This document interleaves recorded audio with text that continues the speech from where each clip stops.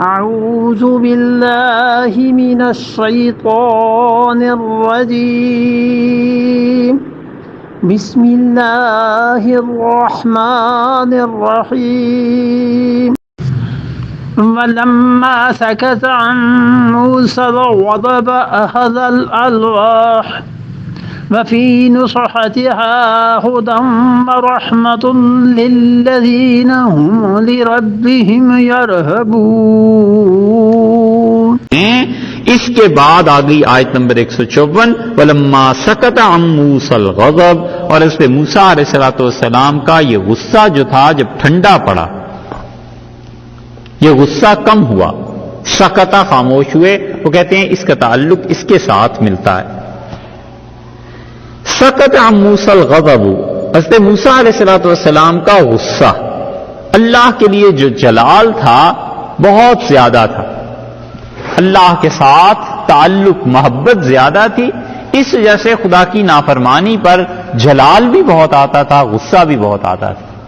حدیث میں کئی چیزیں آئی ہیں. نبی کریم صلی اللہ علیہ وسلم نے فرمایا یہ بنی اسرائیل الزام لگاتے تھے حضرت موسیٰ علیہ السلام پہ اس بات پر کہ کہتے تھے اس کے جسم میں کوئی عیب ہے والعیاذ باللہ، اسی لیے یہ لوگوں کے سامنے کپڑے اتار کے نہاتا نہیں. یہ الزام اتنا لگا سیدنا موسیٰ علیہ السلام پہ کہ اللہ تعالیٰ کو منظور یہ تھا کہ یہ الزام ان سے اتر جائے. عجیب چیز ہے، جتنا خدا کے قریب قرب ہوتا ہے اللہ کا نصیب لوگوں کو، جتنی نیکیاں پھیلاتے ہیں شیطان بھی اسی حساب سے بدلے پورے لیتا ہے. وہ بھی اس ٹوہ میں رہتا ہے کہ کوئی نہ کوئی ایسی چیز کرو جس سے اس انسان کی شخصیت داغدار ہوتی رہے. امام ابو حنیفہ رحمۃ اللہ علیہ کو گزرے ہوئے 150 ہجری میں ان کا انتقال ہوا، اور کم سے کم بھی 1350 برس ہو گئے.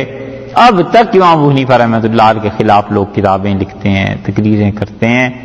حیرت ہوتی ہے کہ بھئی ایک چلا گیا آدمی دنیا سے، اس نے تمہارا کچھ بگاڑا نہیں ہے، کچھ کہا نہیں، کیوں اس کے خلاف پڑے ہوئے؟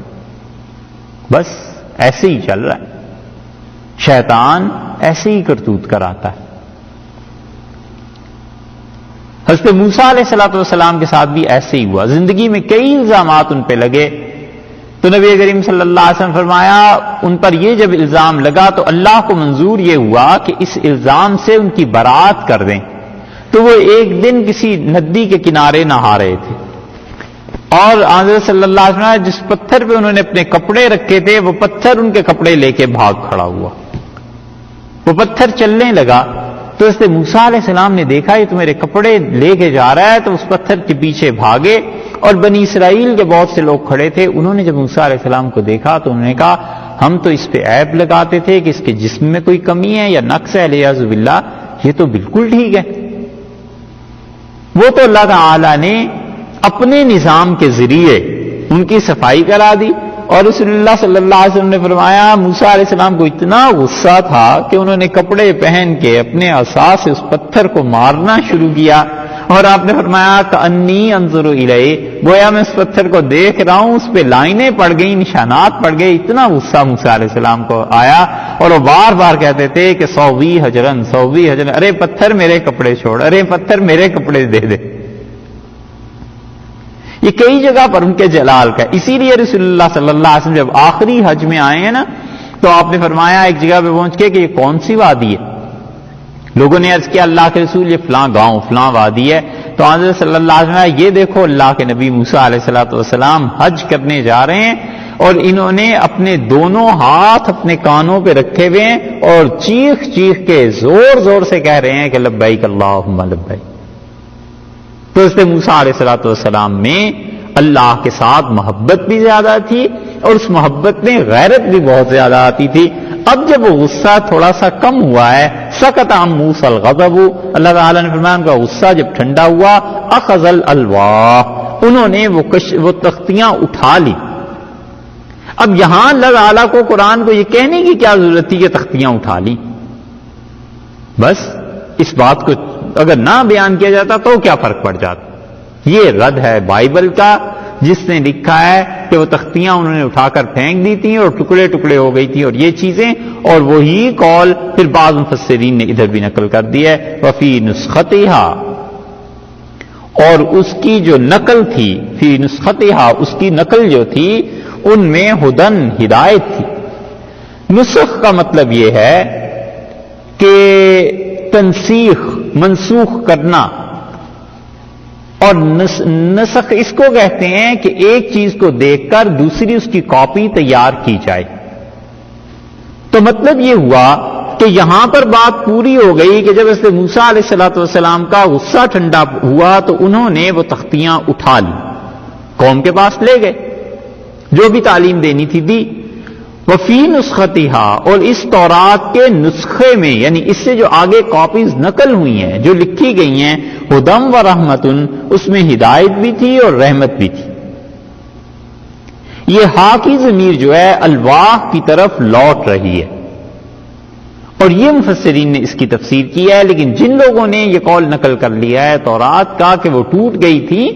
انہوں نے اس نسخے کے متعلق اس لفظ سے بھی استنباط کیا ہے۔ وہ کہتے ہیں کہ اس کا مطلب یہ ہے کہ وہ ٹکڑے ٹکڑے ہو گئی تھیں اور ان ٹکڑوں میں اللہ تعالیٰ نے ہدایت اور رحمت رکھی تھی، حالانکہ نسخے سے مراد یہاں ٹکڑے ہونا نہیں بلکہ اس کی کاپی مراد ہے، یعنی اور جو نسخے ہو گئے تھے اس کتاب سے آخر نسخے بنے ہیں جو ہر طرف دیے گئے ہیں، کم سے کم 12 نسخے تو ان 12 قبائل کو حضرت موسیٰ علیہ الصلوۃ والسلام نے دیے ہیں تاکہ یہ اپنے اپنے نسخوں کی حفاظت کریں۔ یہ ہے ہدم و رحمتن، اللہ نے فرمایا ہے تورات میں بھی ہدایت تھی، و رحمتن، اور خدا کی رحمت تھی، للذین، ان لوگوں کے لیے، ہم جو کہ لربہم یرہبون، اپنے پروردگار سے جو لوگ خاص طور پہ ڈرتے تھے، اللہ کی رحمت تھی ان کے لیے اور ہدایت تھی۔ راہب کا لفظ یہاں پر استعمال فرمایا ہے، اور جو راہب ہوتے ہیں وہ بھی اسی سے بنا ہے، اور انہوں نے وہ جو چیزیں اقرار کیا تھا، جو چیزیں بنا لی تھیں، دور دور گھروں میں جا کر رہنے لگے تھے وہ راہب، اس لیے کہ اللہ کا خوف انہیں لے گیا تھا۔ نسائی کی روایت میں آتا ہے رسول اللہ صلی اللہ علیہ وسلم نے فرمایا عیسائیوں کے بادشاہ ملے، اور جب انہوں نے یہ چیز دیکھی کہ انجیل میں یہ آیا ہے کہ اللہ تعالیٰ نے یہ بات کہی کہ جو بھی خدا کے حکم کے مطابق فیصلے نازل نہیں کرتے وہ ظالم ہیں یا کافر ہیں، جو الفاظ سورہ مائدہ میں آئے ہیں وہ حدیث میں اصل الفاظ دیکھ لیے جائیں، تو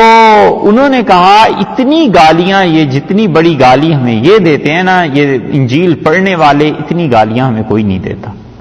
اور سب سے بڑی گالی یہی ہے جو پڑھتے ہیں کہ ہم اس کے مطابق فیصلے کیوں نہیں کرتے، تو بلاؤ ان پادریوں کو اور راہبوں کو اور انہیں بلا کر پوچھو کہ تم آخر کب باز آؤ گے، یا تو ہم تمہیں قتل کر دیں اور یا پھر تم کچھ پیسے لے لیں۔ اور ان کے پھر گروہ ہو گئے، اور ان میں سے ایک گروہ نے کہا کہ تم ہمیں چھوڑ دو، بس جانے دو، اور ہم دنیا کے کسی کونے خدرے میں خطے میں جائیں گے، خدا کی عبادت کریں گے، اور ہم وہاں جا کر اللہ کو راضی کریں گے۔ اور رسول اللہ صلی اللہ علیہ وسلم فرمایا ان کا ایک گروہ نکل گیا اور وہ دور دراز جا کر رہنے لگے جنگلوں میں، اور بس وہ اپنی وہاں پر فرمایا کھیتیاں اگاتے تھے، اور جو کچھ بھی انہیں ملتا تھا وہ ان کھیتیوں کو وہیں چھوڑ کے چلے جاتے تھے، جو کچھ بھی برآمد ہوتا تھا اپنی ضرورت کا حصہ لے گئے اور بس عبادت میں زندگی گزاری، ختم ہو گئے۔ اور ان سب کے مکانات بھی ایک جیسے ہوتے تھے، تو کوئی پوچھتا تھا کہ یہ مکانات بھی ایک جیسے ہیں، کھانا بھی ایک جیسا ہے، تم لوگ کیوں ایسے کرتے ہو؟ تو وہ کہتے تھے بس ہم اس لیے ہیں کہ اللہ کی عبادت کریں۔ رسول اللہ صلی اللہ علیہ وسلم ان سے دوسری قوم نے کہا، ایک فرقے نے، کہ تم ہمیں زندگی بھر اب نہیں دیکھو گے، ہم تمہاری مملکت سے ہی نکل جائیں گے، اور پھر وہ ان کی مملکت چھوڑ کر چلے گئے۔ اور تیسرے گروہ نے کہا کہ تم ہمارے لیے ایک ایسا ستون بنا دو، ایسی جگہ بنا دو جہاں ہم اوپر جا کر عبادت کرتے رہیں اور نیچے کوئی چیز لٹکا دیں گے، اس میں کھانا کپڑے ہماری چیزیں بھیجتے رہنا، ہم اوپر لے لیا کریں گے، بس خدا کو یاد کرتے رہیں گے۔ اس طرح انہوں نے زندگی وہاں گزار دی، اور پھر جو ان کے بعد نسلیں آئی ہیں وہ اس چیز پہ وہ برقرار نہیں رکھ سکی۔ ظاہر ہے یہ کوئی فطری چیز تھوڑی ہی تھی جو برقرار رہتی، فطرت سے ٹکر لینا بڑی مشکل ہے، بالکل نہ لے آدمی ہار جاتا ہے اور فطرت غالب آ جاتی ہے۔ اسی لیے رسول اللہ صلی اللہ علیہ وسلم نے فرمایا وَمَن يَشَادَّ هَذَا الدِّينَ، اور جو کوئی بھی اس دین سے ٹکر لے گا الا غلبہ، یہ دین اسے گرا دے گا، غالب آ جائے گا، پچھاڑ دے گا، اس دین سے ٹکر نہ لینا۔ یعنی جو فطری کام ہیں